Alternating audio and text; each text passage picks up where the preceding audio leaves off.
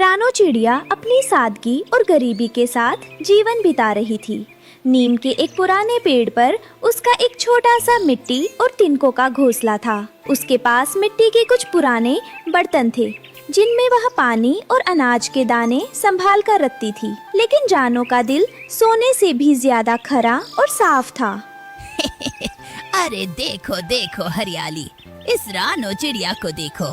सुबह से शाम हो जाती है पर इसके पास वही फूटे पुराने मिट्टी के बर्तन रहते हैं। हरिया भाई, हरियाली भाभी, बर्तन मिट्टी का हो या पीतल का, भूख तो दाने से ही मिट्टी है ना।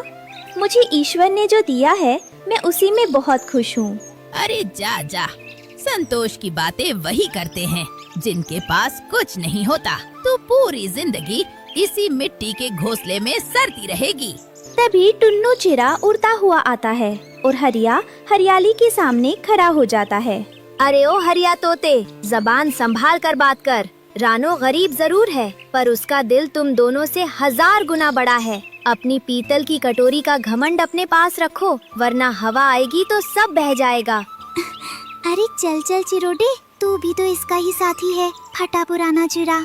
हरिया और हरियाली हंसते हुए वहाँ से उड़ जाते हैं। टुन्नू रानो के पास बैठता है। रानो, तू इन लालचियों की बातों का बुरा मत मान। ये लोग सिर्फ धन दौलत देखना जानते हैं, इंसानियत नहीं। मैं बुरा नहीं मानती टुन्नू भाई, मुझे बस इस बात का दुख है कि लोग चीजों की कीमत देखते हैं, इंसान के दिल की नहीं। एक दिन रानो चिड़िया और टुन्नू चिड़ा भोजन और पानी की तलाश में जंगल के काफी दूर इलाके में चले गए। वहाँ भीषण गर्मी के कारण पेड़ पौधे सूखे पड़े थे। तभी रानो की नजर एक झाड़ी के पीछे पड़ी जहाँ एक बड़ा सा सफेद हंस तड़प रहा था। पानी, कोई मुझे थोड़ा सा पानी दे दो, मेरी सांसें टूट रही हैं। रानो, ये तो कोई बहुत बड़ा हंस लगता है, इसके पास मत जा, कहीं कोई शिकारी आसपास न हो। नहीं टुन्नू, कोई प्यासा तड़प रहा हो तो हम मुंह मोड़कर नहीं जा सकते। मेरी मिट्टी की मटकी में थोड़ा सा पानी बचा है। रानो दौड़ कर जाती है और बर्तन में बचा हुआ थोड़ा सा ठंडा पानी हंस की चोंच में डालती है। फिर जड़ी बूटियाँ पीसकर उसके जख्मों पर लगाती है। आहा, कितना शीतल जल है। बेटी, तुमने मेरी जान बचा ली। अगर तुम सही समय पर ना आती तो मैं मर जाता। ये तो मेरा फर्ज था हंस महाराज। आप अब कैसा महसूस कर रहे हैं? मैं कोई साधारण हंस नहीं हूँ रानो, मैं देवलोक से तुम्हारी परीक्षा लेने आया था। मैंने देखा कि तुम्हारे पास खुद के लिए पानी कम था, फिर भी तुमने बिना स्वार्थ के मुझे दे दिया। तुम्हारी इस निस्वार्थ दयालुता से मैं बहुत प्रसन्न हूँ। जादुई हंस ने अपने पंखों को फैलाया और उसके दिव्य प्रकाश से पूरा जंगल जगमगा उठा। उसने अपनी गर्दन झुकाई और रानो के सामने एक छोटी सी पुरानी मिट्टी की कटोरी रख दी। रानो बेटी, ये मेरी तरफ से तुम्हें एक छोटा सा उपहार है। ये देखने में मामूली मिट्टी की कटोरी है, लेकिन इसमें एक जादुई रहस्य छुपा है। जादुई रहस्य? कैसा रहस्य हंस महाराज? जब भी तुम इस कटोरी को साफ करके इसमें शुद्ध जल भरोगी और किसी भी मिट्टी या लोहे के बर्तन से इसका स्पर्श कराओगी तो वो बर्तन तुरंत शुद्ध सोने के बर्तन में बदल जाएगा। लेकिन याद रखना, ये जादू तभी तक काम करेगा जब तक तुम्हारा दिल साफ और निस्वार्थ रहेगा। क्या मिट्टी का बर्तन सोने में बदल जाएगा? ये तो चमत्कार है। हंस महाराज, आपका बहुत बहुत धन्यवाद, लेकिन मुझे सोने चांदी का कोई लालच नहीं है। मैं जानता हूँ बेटी, इसीलिए ये तोहफा सिर्फ तुम्हें मिला है, इसका सही उपयोग करना। जादुई हंस आकाश की ओर उड़ जाता है। रानो और टुन्नू उस कटोरी को लेकर आश्चर्यचकित खड़े रहते हैं। रानो और टुन्नू उड़ते हुए अपने नीम के पेड़ पर वापस आए। टुन्नू की उत्सुकता का ठिकाना नहीं था। वह देखना चाहता था कि क्या सचमुच वह मामूली मिट्टी की कटोरी कोई चमत्कार कर सकती है या नहीं। रानो, जल्दी कर, उस कटोरी को साफ करके पानी भर और अपनी इस पुरानी मिट्टी की मटकी से छुआ कर देख। ठीक है टुन्नू भाई, ईश्वर का नाम लेकर कोशिश करती हूँ। रानो नदी से साफ पानी लाकर जादुई कटोरी में भरती है। फिर अपनी पुरानी मिट्टी की थाली और मटकी को उस कटोरी से स्पर्श कराती है। अरे बाप रे, रानो देख, ये क्या हो गया? तेरी मिट्टी की पुरानी फूटी मटकी तो शुद्ध सोने की बन गई और ये थाली ये भी हीरे की तरह चमकने वाला सोना बन गई। हे भगवान, हंस महाराज की बात सच थी। ये तो सचमुच सोने का बर्तन बन गया। रानो, अब तू गरीब नहीं रही, अब तू पूरे सुंदरवन की सबसे अमीर चिड़िया बन गई है। अब वो हरिया और हरियाली तेरा मजाक नहीं उड़ा सकेंगे। टुन्नू भाई, ईश्वर ने हमें ये शक्ति दूसरों का भला करने के लिए दी है, अपने घमंड के लिए नहीं। हम इस धन का सही उपयोग करेंगे। रानो चिड़िया ने जादुई कटोरी का उपयोग अपने स्वार्थ के लिए नहीं किया। उसने जंगल के कुम्हारों से बहुत सारे मिट्टी के बर्तन खरीदे और जादुई कटोरी से स्पर्श कराकर उन सबको सोने के कटोरे, मटके, कलश और थालियों में बदल दिया।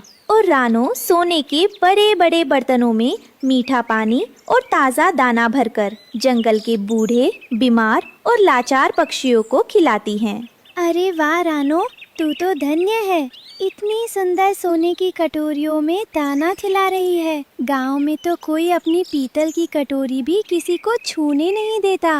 बबली दीदी, ये सब ईश्वर की देन है। भूखे को भोजन कराना ही सबसे बड़ा पुण्य है। आप आराम से खाइए।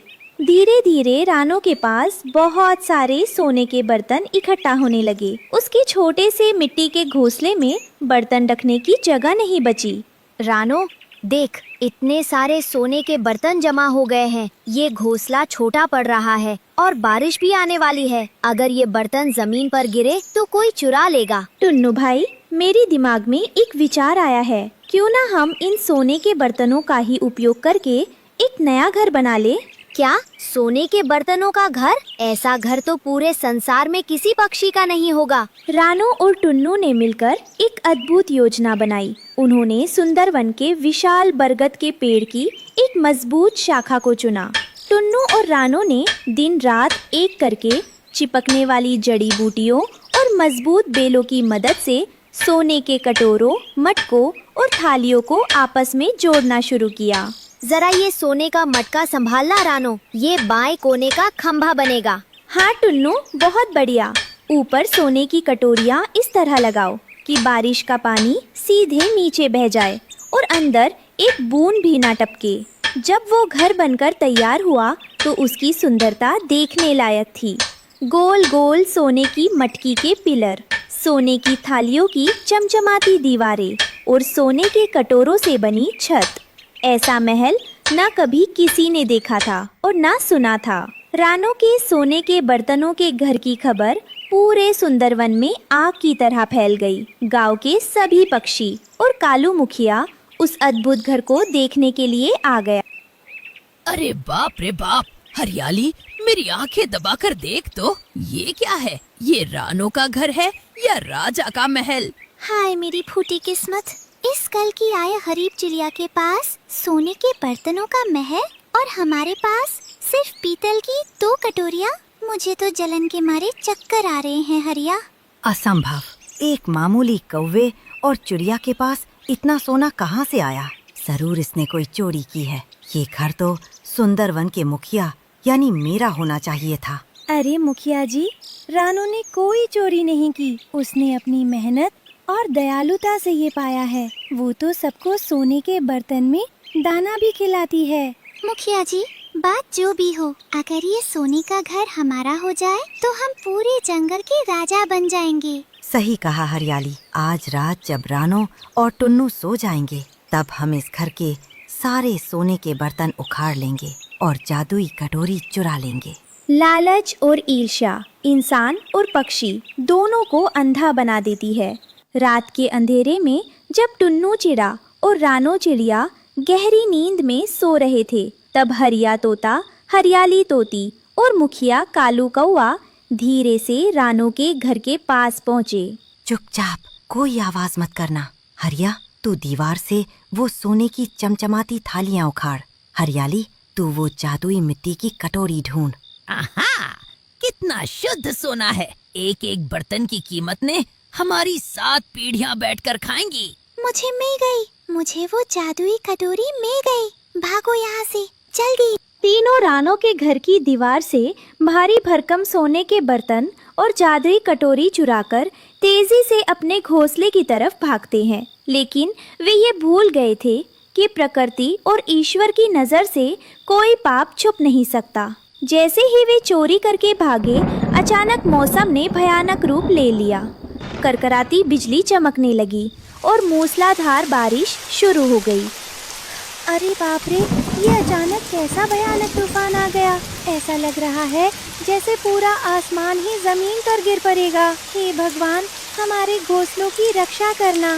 इतनी रात में ऐसी बिजली और बिन मौसम बारिश, मुझे तो कुछ ठीक नहीं लग रहा बबली। ऐसा लगता है जैसे जंगल पर कोई बहुत बड़ी मुसीबत आने वाली है। हरिया, हरियाली और मुखिया रानो के चुराए हुए सोने के बर्तनों को लेकर मुखिया के बड़े घोंसले में छुप गए। वे अपनी जीत का जश्न मनाने ही वाले थे कि तभी एक अजीब घटना घटी। अरे बाप रे, ये क्या हुआ? ये सोने का मटका अचानक इतना गर्म क्यों हो गया? मेरा हाथ जल गया। ओह नो, ये बर्तन इतना भारी कैसे हो गया? ऐसा लगता है जैसे शीशे का पहाड़ हो, हिल भी नहीं रहा। अरे देखो, वो सोने की कटोरियाँ तो काली राख और गंदे पत्थरों में बदल रही हैं। जादुई कटोरी से बदबू आ रही है। तभी भारी और तपते हुए बर्तनों के वजन से मुखिया कालू कौआ का बड़ा घोंसला चरमराकर टूट जाता है। घनघोर बारिश में मुखिया, हरिया और हरियाली जमीन पर गिर पड़ते हैं और टूटे बर्तनों के नीचे दब जाते हैं। बचाओ, कोई बचाओ, हम दब गए। बारिश हमें बहा ले जाएगी। हाय दया, हमारी लालच ने हमें बर्बाद कर दिया। बचाओ। सुबह जब बारिश थमी तो रानो चिड़िया और टुन्नू कौवे ने देखा कि उनके घर का एक हिस्सा टूटा हुआ था और जादुई कटोरी गायब थी। वे निशान ढूंढते हुए मुखिया के घोंसले के पास पहुँचे। रानो देख, यही वो चोर है जिन्होंने रात में हमारा घर तोड़ा और जादुई कटोरी चुराई। अब भुगत रहे हैं अपने किए की सजा। अच्छा हुआ, इन्हें मरने दो। नहीं टुन्नू, गुस्सा करने का ये समय नहीं है। वे मुसीबत में हैं। हमें उनकी जान बचानी होगी। रानो बिना सोचे कीचड़ में कूद पड़ती है और अपनी छोटी सी चोंच और पंजों से लकड़ियां हटाकर मुखिया, हरिया और हरियाली को बाहर निकालती है। टुन्नू भी भारी मन से मदद करता है। मुखिया जी, हरियाली भाभी, आप लोग ठीक तो है ना? ये पानी पीजिए। रानो बेटी, मुझे माफ कर दो। मैंने तुम्हारे साथ कितना बुरा किया। तुम्हारा घर तोड़ा, तुम्हारी चोरी की और आज तुमने ही मेरी और इन दोनों की जान बचाई। हाँ रानो, हम तुम्हारी धन दौलत से जलते थे, पर आज समझ आया कि असली सोना बर्तनों में नहीं, तुम्हारे इस पावन दिल में है। हमें माफ कर दो बेटी। जैसे ही रानो ने अपने दिल में उनके प्रति क्षमा और प्यार का भाव लाया, वैसे ही जमीन पर पड़ी बदबूदार राख और काले पत्थर दोबारा जगमगाते हुए शुद्ध सोने के बर्तनों और जादुई कटोरी में बदल गए और सारे बर्तन अपने आप उड़कर वापस रानो के घर में अपनी जगह पर सेट हो जाते हैं। रानो बेटी, तुमने एक बार फिर साबित कर दिया कि तुम्हारा दिल सच्चा है। लालच और ईर्ष्या से सोना भी राख बन जाता है, लेकिन जहाँ क्षमा और प्रेम हो, वहाँ राख भी सोना बन जाती है। सुनो सब सुंदरवन के निवासियों, आज से रानो चिड़िया सिर्फ इस घर की मालकिन नहीं, बल्कि हमारे सुंदरवन की सबसे आदरणीय चिड़िया है। हम सब मिलकर इसके इस सोने के बर्तन के घर की देखभाल करेंगे। हाँ, हम सब मिलकर रानो के साथ रहेंगे और कभी किसी से जलन नहीं करेंगे। वाह रानो वाह, तेरी अच्छाई ने आज पूरे जंगल का दिल जीत लिया। उस दिन के बाद से सुंदरवन में कभी कोई भूखा नहीं सोया। रानो चिड़िया के सोने के बर्तनों के घर में रोज जंगल के सभी पक्षी साथ मिलकर दाना खाते थे। हरिया, हरियाली और मुखिया ने अपना घमंड हमेशा के लिए त्याग दिया था। टुन्नू और रानो की दोस्ती